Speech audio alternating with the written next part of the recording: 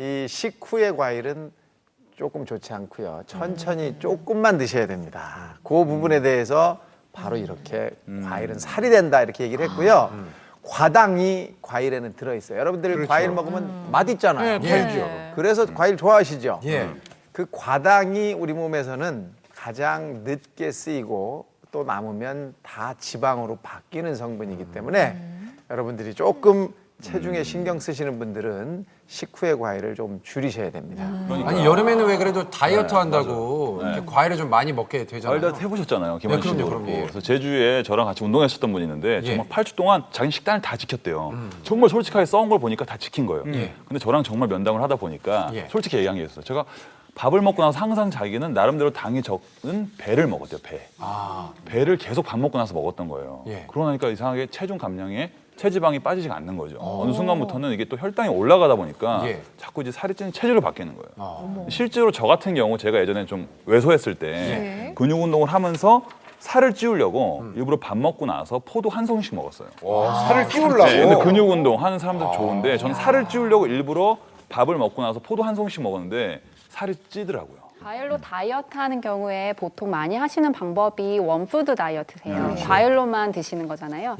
사실은 그게 효과가 있냐고 물으신다면 효과는 있습니다. 왜냐면은 아무리 많이 먹어도 1000칼로리 이상 먹긴 사실 좀 힘들거든요. 근데 그때 과일로 원푸드 다이어트 하신 거는 거의 빠지신 게 수분이나 근육 위주이기 때문에 그게 멈추셨을 때 이제 굉장히 요요가 오시기 쉽거든요. 네네네. 그래서 과일로 다이어트를 이용하시려면 어떻게 하셔야 되냐면 그냥 허기지실 때 방울토마토 좀 드시는 것도 괜찮고요. 그리고 체리 같은 것도 이용하시면 좋은데요. 어떻게 이용하시냐면은 다이어트 하다 보면 여성분들 이제 단 거 좀 땡기실 때 있으시잖아요. 생리 전이나 스트레스 받으실 때 그때 뭐 초콜릿이나 이런 거 드실 게 아니라 체리 같이 달달한 과일로 드시면은 이게 다이어트 하시는데 또 도움이 되시거든요. 특히 또 산후 다이어트 하시는 분들이 체리 드시면 좋으세요. 그 산모들이 엽산이 필요하잖아요. 그런 것도 체리에 많이 들어있고 또 산후에 골다공증 오기도 쉽잖아요. 그래서 뼈도 튼튼해주는 성분이 있기 때문에 체리를 이용하시면은 다이어트 하실 때 도움이 많이 되실 것 같습니다. 오, 예. 그런가 하면 아까 민 박사님 소개하실 때요.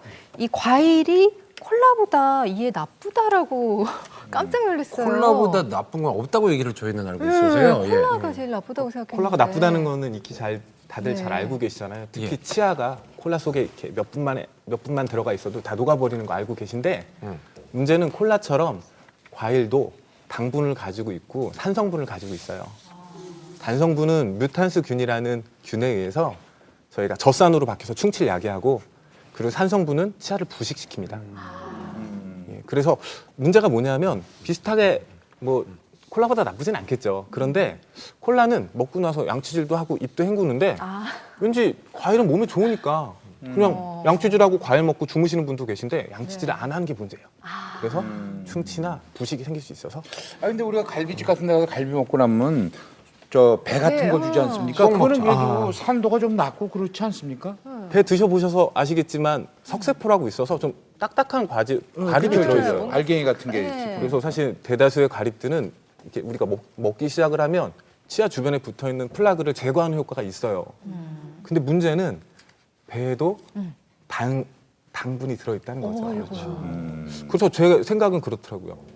배를 10개 먹는 것보다 양치질 한 번 하는 게 더 좋지 않을까요? 과일 먹은 다음에 꼭 양치하는 걸로. 양치를 하기로 하고요. 두 번째 보겠습니다. 체질에 따라 독이 되는 과일이 있다. 체질에 따라 독이 돼요. 과일도. 약이 독이 되네. 어떻게 되는 건가요? 네, 실제로 여름 과일들은 독이 되기도 하는데요. 왜 그러냐면 여름이 되면 우리 몸 겉은 뜨거워지지만 우리 몸 속은 차가워지기 쉽거든요. 근데 수박이나 참외 같은 여름 과일들은 보통 다 찬 성질이기 때문에 몸이 속이 차져 있는데 찬 과일을 많이 먹게 되니까 속이 냉해지면서 설사가 오시기 쉽거든요. 네, 근데 또 주의하셔야 될 게요. 되게 열이 많고 얼음물을 벌컥벌컥 들여 마시시는 분들 있잖아요. 그렇죠? 그런 분들도 찬 과일 조심하셔야 돼요. 왜 그러냐면은 몸이 지나치게 차가워지면 오히려 몸에서는 열을 더 내게 되거든요. 그래서 그렇게 열이 많고 얼음을 많이 드신 분들이 지나치게 여름 과일들을 많이 드시게 되면은 오히려 한열이 반복되는 굉장히 심한 보통 설사를 일으키기도 하거든요. 그래서 오히려 더 치료하기 힘들기 때문에 적정하게 먹는 게 중요하겠습니다. 그 과일이 무조건 좋다고 많이 먹을 일은 아니에요.